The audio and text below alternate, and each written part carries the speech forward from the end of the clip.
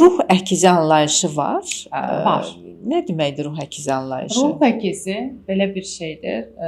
Karmada, yəni eyni şeylərə malik, eyni frekanslara bu həyata gəlirlər, görüşürlər bir-birlərinə. Hər biri deyirsiniz ki, mən onu çoxdandır tanıyıram. Məsələn, o bir şey deyəcək, mən onu hiss edirəm.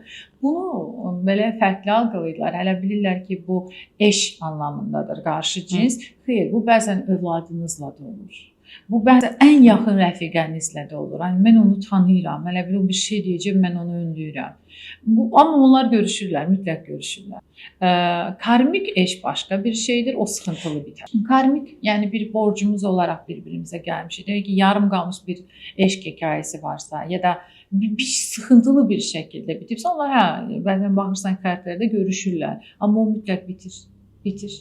Və yenə travmatik bir şəkildə bitir. Onu da buraxmalıdır ikisindən biri.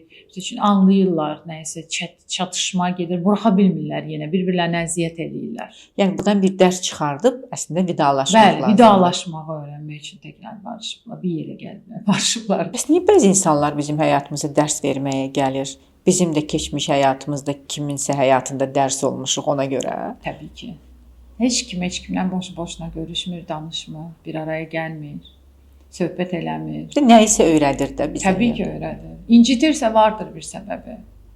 Daha çox nə öyrətmək üçün gələ bilirlər? Bəziləri sevgini öyrətmək üçün gəlir.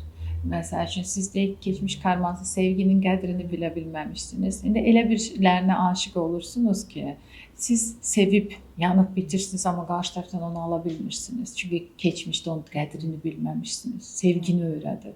Sevgi necə dəyərli olduğunu.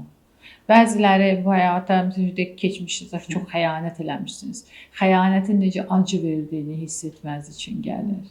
Siz eləmirsiniz. Axı mən sizə deyirəm ki, sən bunu haqq etmişdin. Deyir, mən axı indi heç nə eləmirəm. Deyirəm, bilirəm heç nə eləmirsiniz. Hətta çox düzgünsünüz. Amma bunu incitmək üçündür, bunu hiss eləməniz üçündür. Sizə bilirsiniz, mən burada çox rahat danışıram. Mən belə heç incinməmişəm, pamuklar içində. Xeyr.